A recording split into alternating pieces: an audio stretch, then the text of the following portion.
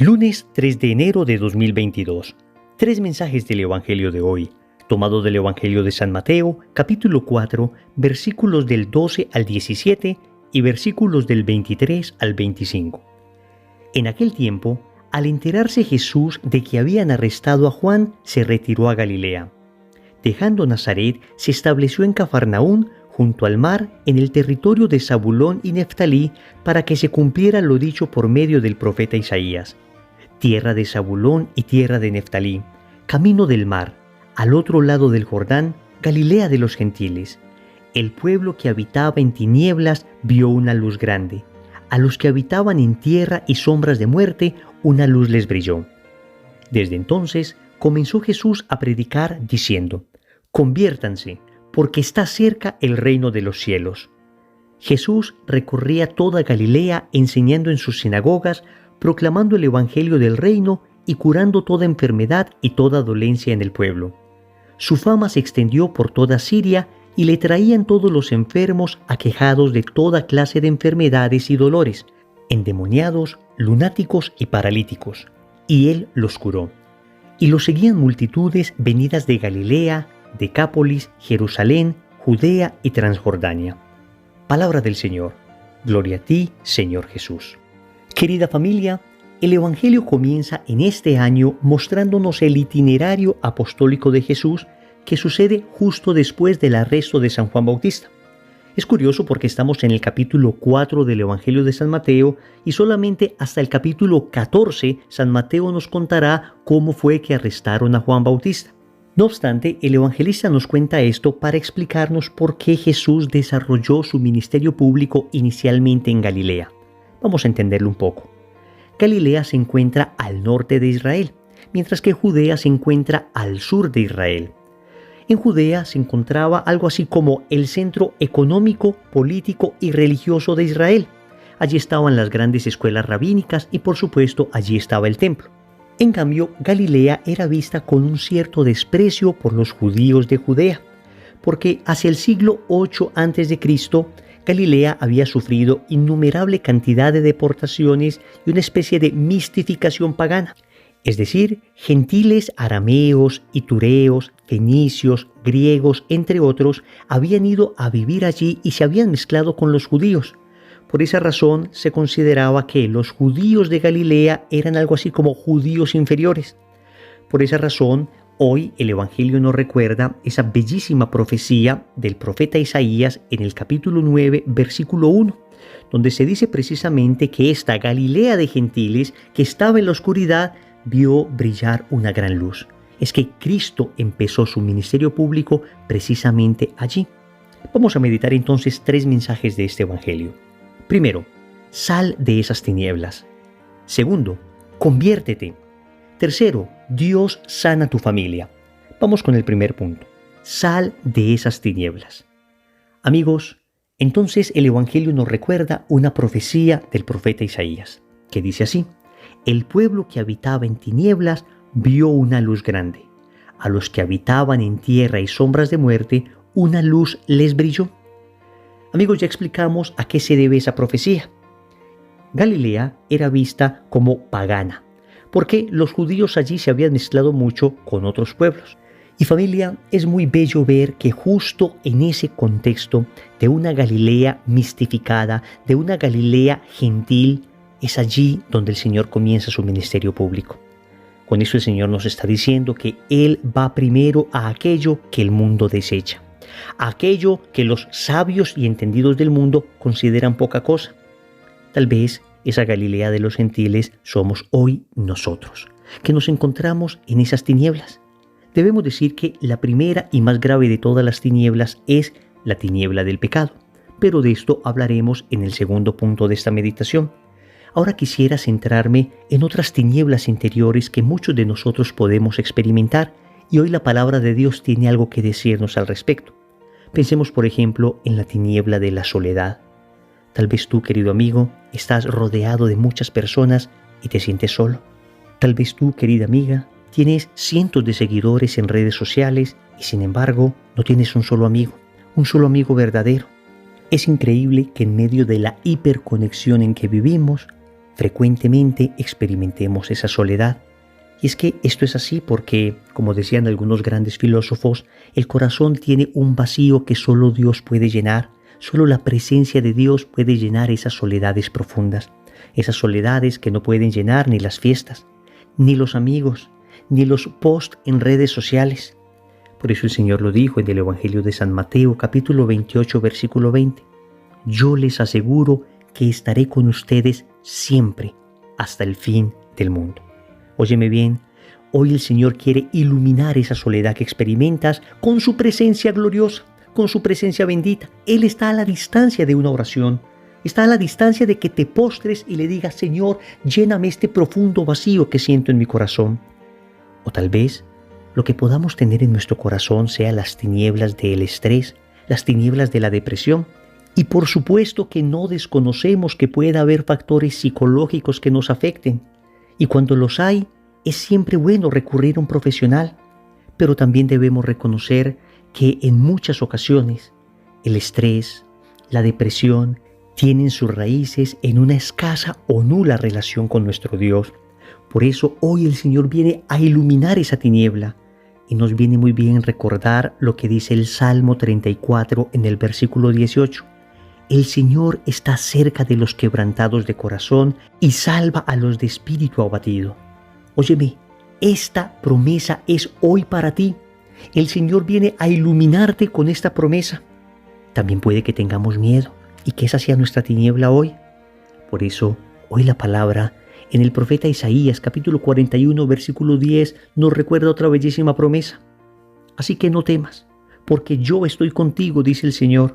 No te angusties, porque yo soy tu Dios. Te fortaleceré y te ayudaré. Te sostendré con mi diestra victoriosa. Amigos, ¿cómo reconforta el corazón escuchar estas palabras al inicio de este año? Tal vez el año pasado fue difícil y este está lleno de retos, pero esas tinieblas en que vivimos serán disipadas con la presencia de Dios. Y esto nos lleva al segundo punto. Conviértete. Noten que el Señor comienza inmediatamente a predicar la conversión. Dice el Evangelio que desde entonces Jesús comenzó a predicar diciendo, conviértanse porque está cerca el reino de los cielos. Amigos, perdonen la insistencia en estas meditaciones. Perdonen que casi siempre terminamos llegando a lo mismo, la necesidad de convertirnos. Pero es que es evidente que en el Evangelio este es un tema central. Y es evidente que la conversión verdadera es capaz de sanar todas las soledades, todas las angustias, todas las tinieblas que podamos tener en nuestro corazón. En muchas ocasiones nosotros tratamos de podar aquellas cosas duras de nuestra vida, aquellas enfermedades espirituales, y nos vamos a las ramas, pero no llegamos a la esencia, al tronco mismo, que es la necesidad de una auténtica conversión. Cuando ésta se vive, entonces vemos que cualquier cantidad de dificultades de la vida se superan, porque ahora tenemos la fuerza del Espíritu Santo para batallar. Y no estoy diciendo que sean cosas como milagrosas, como que a partir del momento en que empezamos una conversión, pues nos dejaron de pasar cosas malas. No, señores, lo que les aseguro es que a partir del momento en que empezamos a vivir una conversión, ya tenemos a alguien que cargue la cruz con nosotros. Esa cruz deja de pesar tanto porque le hemos dicho a Jesús, ven a cargar conmigo la cruz de mi vida. Ven a cargar conmigo esas dificultades. Ven y lléname de tu espíritu para poderme enfrentar a las dificultades que se avecinan. Y experimentas la presencia de Dios y con seguridad absoluta sientes la presencia del Espíritu Santo que te fortalece. Naturalmente, esto es más que un sentimiento.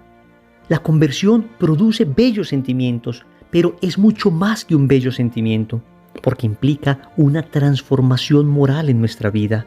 Amigos, a mí me parece muy completa la definición que da de la palabra conversión el documento de Aparecida en el numeral 278.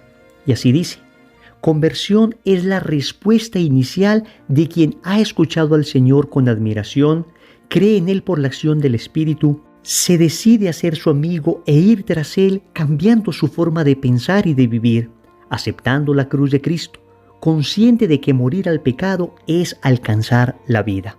Hasta aquí el documento de Aparecida.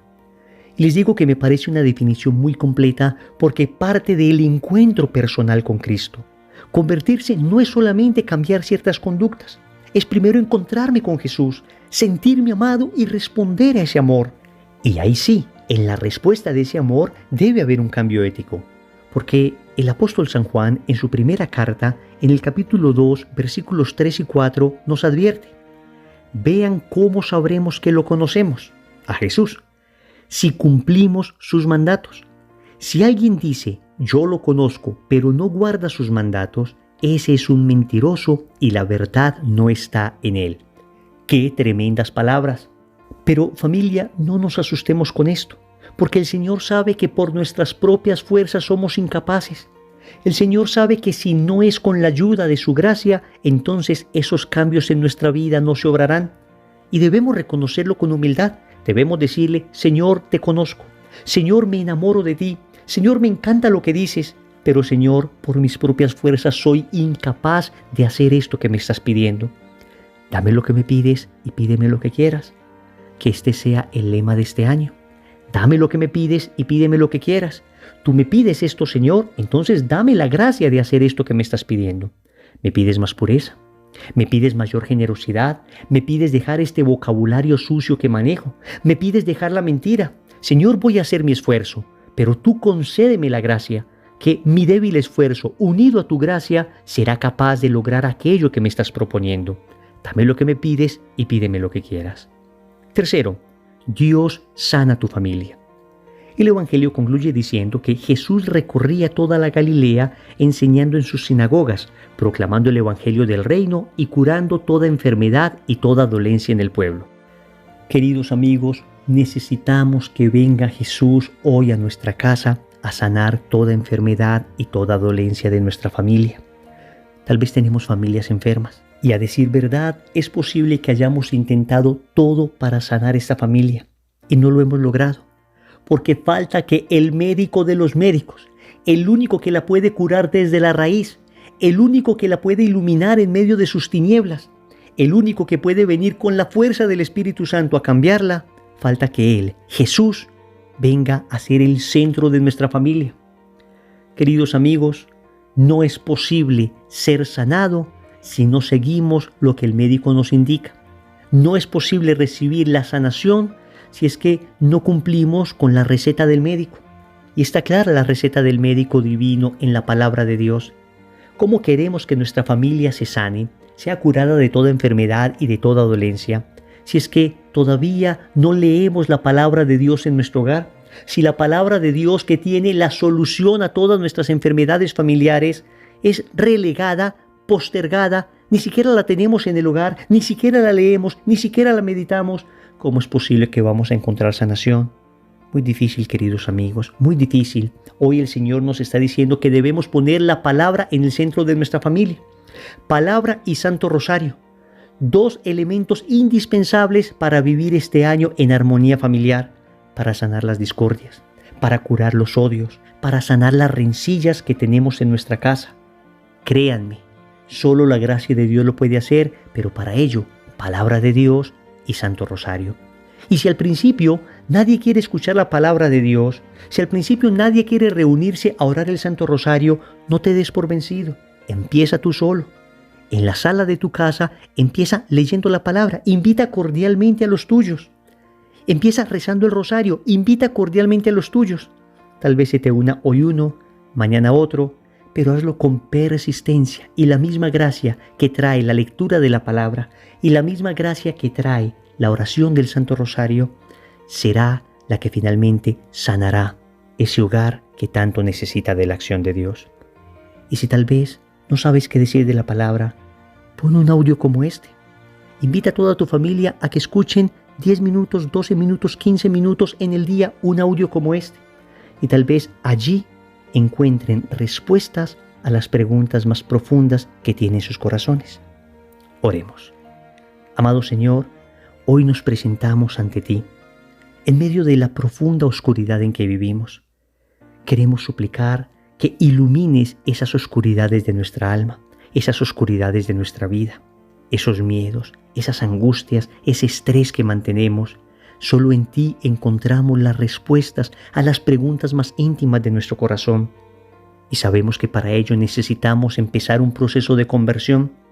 Solos no somos capaces, pero con tu ayuda, Señor, con tu fuerza, todo lo podemos.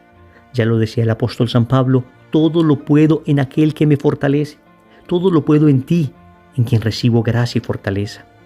Finalmente te quiero suplicar, Señor, que sanes mi familia. Sé que tienes poder para hacerlo. Yo hoy, postrado ante ti, te suplico esa gracia. Al iniciar este año, empieza a sanar los corazones de cada miembro de mi familia. Señor, dame lo que me pides y pídeme lo que quieras. Amén. Recordemos entonces. Primero, sal de esas tinieblas. Segundo, conviértete. Tercero, Dios sana tu familia. Compromiso. Yo les invito para que a lo largo del día repitamos esta frase. Jesús, Hijo de Dios, sana mi familia. En el nombre del Padre, y del Hijo y del Espíritu Santo. Amén.